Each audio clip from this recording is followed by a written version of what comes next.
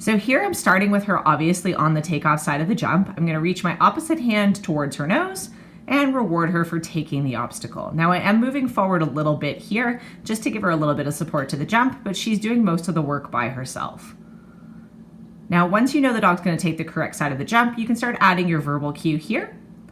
I'm using the word in and hup, so I'm using a combination cue. I've moved her a little farther back, so she has to do a little bit of a turn and pull off the backside jump. So the more you're placing them where they can see the wrong side of the jump, like you can see her here, the harder this threadle becomes. And you really want the dog to drive into position, so same thing the opposite direction, starting her on the takeoff side of the jump, so it's a nice and easy bend. And then moving her slightly farther back. So now she's parallel to the wing. Again, cross arm, always meaning for my dogs to take the front side of the jump. And now putting her onto a little bit more of a challenging angle. Now here she breaks the stay, so I pause, allow her to go back into the sit. Notice I didn't reset her right away. I want to make sure that she's thinking of stopping motion.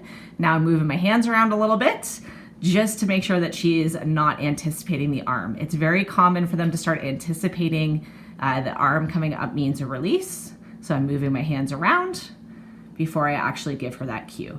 Now here I'm adding in a little bit of motion, so I'm adding an object into the approach. Now I would skip right to this part if you're trying to motivate your dog so that they're not doing a whole lot of sit-stay work. This will keep them moving a little bit more. So just getting her to think a little bit. Make sure that you do add in some backsides as well as some threadles. She got a little confused there, choking on her cookie. So here I'm using my backside cue to show her to go around and then alternating with my threadle to make sure that we're balancing out both skills.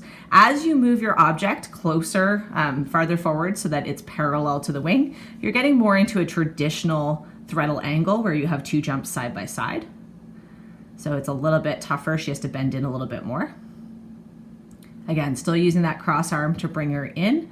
Now here I asked to do multiple wraps because I feel like she's anticipating the cue. So I'll give her the multiple wrap, and I always do that on a cross arm so that she can't anticipate the next jump completely. Now notice that when I'm giving her the wrap cue, I would be giving my verbal wrap, which is dig, dig, dig, telling her to continue to go around, and then I give my in hup when I want her to actually come in and take the jump. So here she got a little bit crazy with the barking, so I'm just gonna play a little bit of It's Your Choice, impulse control type games in between. Now I've moved my wing so that it's now on the far side of the jump. So this is going to be a lot more challenging for her because it's going to be very easy for her to take a backside. But she does that nicely there. Again, reaching that arm towards her nose. Again, using a little bit of food refusal there to make sure that she's thinking, and alternate in some backsides so that they're not just figuring out a pattern. So now I'm threadling her in and she's reading the difference between the two very nicely. Again, working on some multiple wraps so that she's not just anticipating the pattern, she's actually listening to my cues. Again, always going into a little bit of food refusal with her because she turns into a little bit of a barking maniac. I turned the volume off because the wind was so loud, plus she barks nonstop. But I don't want too much overexcitement so that she doesn't necessarily listen to the cues. So here we're using two jumps. I have it very easy for her to see the front side, so they're actually a little bit offset. Using that threadle arm to bring her in and also to send her up, and then balancing with some 180s or backside cues to make sure that she's not just coming in based on the pattern. So always make sure that you're balancing out your cues. Here I tried a little bit of a different position, so I was a little farther forward on the second jump. Some dogs that will make it a little more challenging. Here I've moved the jumps parallel, so once they're good at them being a little offset, you can come parallel. Always add in a little bit of multiple wraps if you feel like the dog is just picking up the pattern, and that will help keep that first turn tight so that they don't start drifting out wide on you. And again, always with her going into a little bit of self-control work because she gets very, very excited about agility. So it's very easy for her to go into overexcitement and not be able to listen very well.